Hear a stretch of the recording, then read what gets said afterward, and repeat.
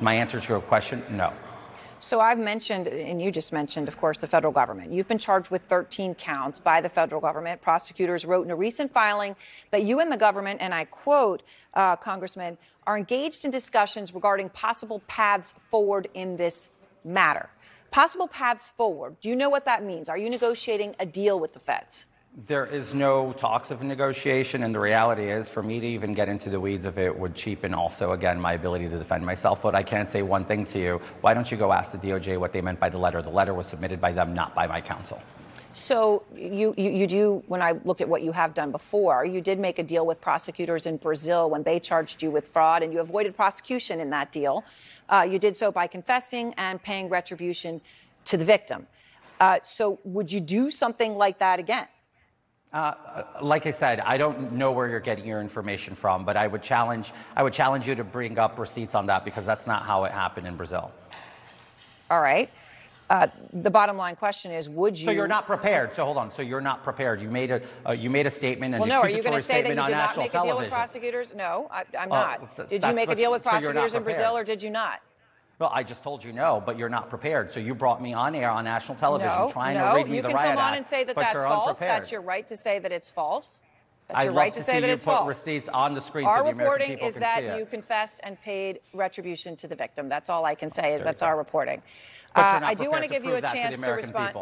I do want to give you a chance to respond to some other allegations that are out there that we have reported extensively on, and this is the payments made by your campaign, all of which were just 1 cent below the $200 mark. And that is significant, so our viewers understand, Congressman, because at $200, you have to have a receipt. The campaign is required to keep a receipt.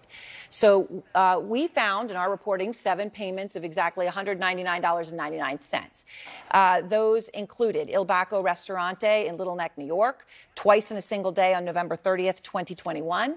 A $199.99 charge for hotel accommodations at the W South Beach Hotel. That was October 2021. Lowest price room, the reporting showed at that time, typically would have cost more than $700.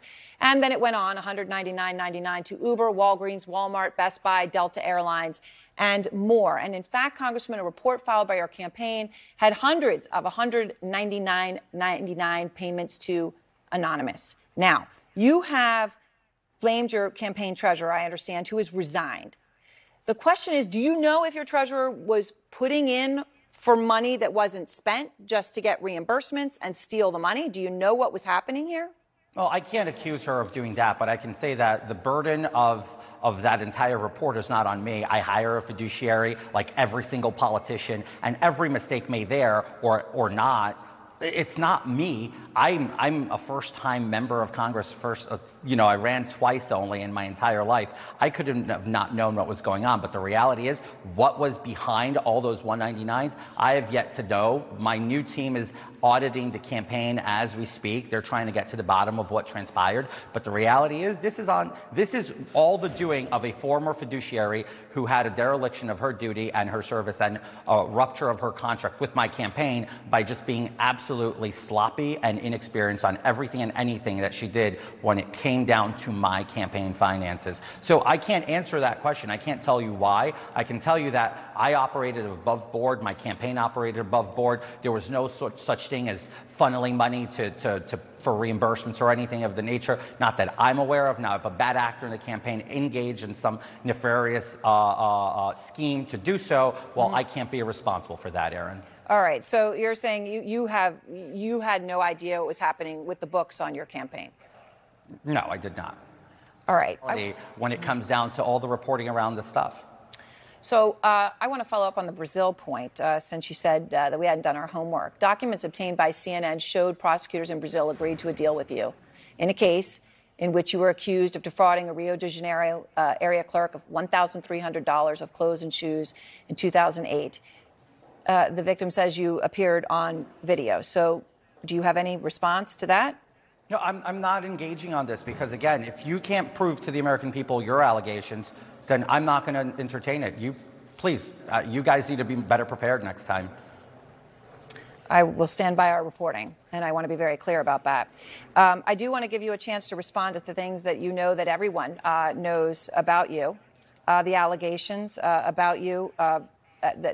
things you've said that are dishonest have been, of course, wide-ranging. Some of these things that you have followed up on, and you said you didn't get an MBA from NYU as an example. But here are a few of them, and I want to give you a chance to respond to this before you go. Here they are. My grandparents survived the Holocaust. My mom was a 9/11 survivor. They sent me to a good prep school, which was Horseman Prep in the Bronx. I actually went to school on a volleyball scholarship. When I was in Baruch, we were the #1 volleyball. Did you graduate? But I put myself through college and got an MBA from NYU. So, Congressman, I just want to give you a chance. You've admitted, I understand you didn't graduate from NYU. Horace Mann says they've searched the records. There's no evidence that George Santos or any alias attended Horace Mann. Can you explain to anybody watching that why you said some of the things that you've said, which you yourself have admitted are not true? Aaron, you know what would be great? And I'm not deflecting, but I'm just going to call you out here in CNN. Have you brought Joe Biden on the network and spoken about all the things he said across the last 46 years? Because I haven't seen it. Joe Biden was top of his graduating class. Congressman Santos, this interview is between you and me, and it is about you. I understand, but we started off on impeachment. That was a preface of this interview. So I'm really going to go back. Are you bringing Joe Biden on?